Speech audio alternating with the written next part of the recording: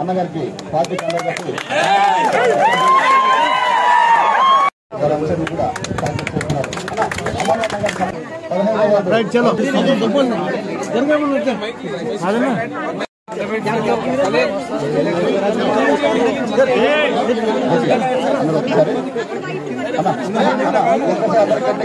గుర్తుకెళ్తారా వర్తిల్లాలి నారా చంద్రబాబు నాయుడు గారి నాయకత్వం, చంద్రబాబు నాయుడు గారి నాయకత్వం, వర్తిల్లాలి నారా లోకేష్ గారి నాయకత్వం, నారా లోకేష్ గారి నాయకత్వం, వర్తిల్లాలి పవన్ కళ్యాణ్ గారి నాయకత్వం, వర్తిల్లాలి పవన్ కళ్యాణ్ గారి నాయకత్వం, వర్తిల్లాలి నరేంద్ర మోదీ గారి నాయకత్వం.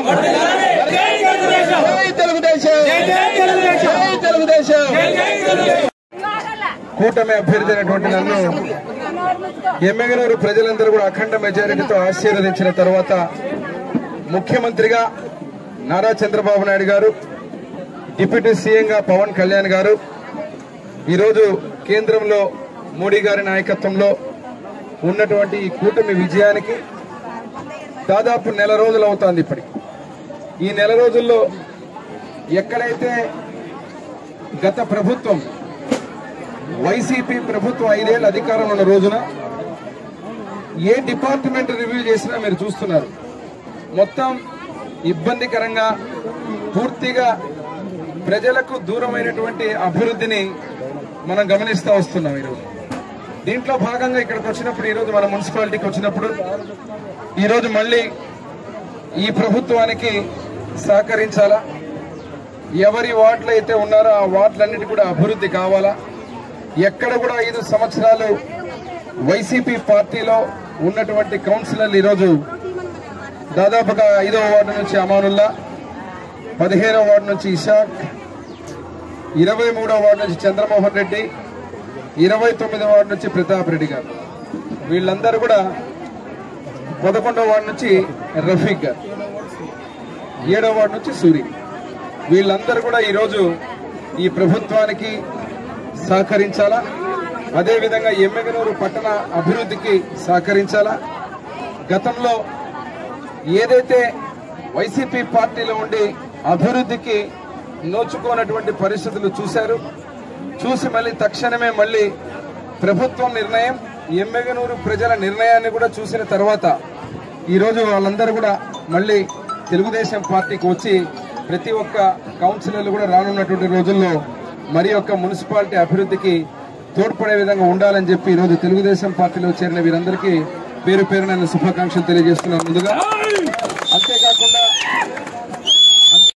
ఏ చేరికైనా ఎమ్మెగనూరు అభివృద్ధి, ఎమ్మెగనూరు అభివృద్ధికి తప్ప ఏ చేరిక స్వార్థానికో లేకపోతే ఇంకొక దానికి కాదు. మళ్ళీ చెప్తున్నా, నేను అందుకే మళ్ళీ కూడా చెప్తున్నా మీకు, గతంలో ఏదైతే ఉన్న చేరికలకు దీనికి తేడా ఉంది.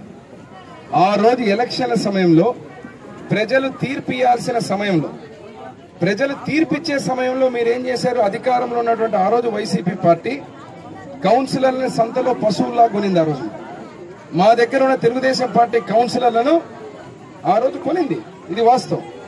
ఈ రోజు ఎలక్షన్లు లేవు, వాళ్ళు ఏదో ఆశించి ఇక్కడికి ఏం రావడం లేదు. వాళ్ళు ఆశించింది అభివృద్ధి, మేము కూడా ఆశించేది అభివృద్ధి, అంతే తప్ప పార్టీ మా పార్టీ వాళ్ళు వాళ్ళ పార్టీ వాళ్ళు అనేది కాదు. కండువా కప్పుకున్నాక అంతా ఒక కుటుంబం. ఎవరైతే అన్నదమ్ముల్లాగా అందరం కలిసి ఉంటాం, బ్రహ్మాండంగా ఎవరికున్న హోదా, ఎవరికున్న గౌరవం, ఎవరికి దక్కేటువంటి కార్యక్రమం, ఎవరు ఏమి చేస్తే అది వారికి అదే దక్కుతుంది. ఇదే ఫార్ములా దేవుడు చెప్పింది. జగన్మోహన్ రెడ్డికి ఏం దక్కింది? ముఖ్యమంత్రిగా ఏం ఆలోచించాడు? 151 మెజారిటీ ఇస్తే 5 ఎగిరిపోయి 11 మిగిలినాయి. 175 వైనాట్ అని చెప్పి విర్రవీగిన జగన్మోహన్ రెడ్డికి ఈరోజు 11 మిగిలినాయి. కాబట్టి ఎవరు ఏం ఆలోచిస్తారో అదే మిగులుతుంది. ఇప్పుడు మేము, నా అజెండా ఏంటంటే ఎమ్మెగనూరు అభివృద్ధి జరగాల, ఆ అజెండాకు సహకరిస్తామని చెప్పి వీళ్ళు ముందుకు రావడం జరిగింది. ఆ అజెండాకు సహకరించే కార్యక్రమంలోనే కేవలం ఎమ్మెగనూరు అభివృద్ధి అజెండా తప్ప మాకు ఎన్నికలు, ఎలక్షన్లు, పదవులు అజెండా కాదు. నేను అందుకే ఈ క్షణమే ఇక్కడ ఈ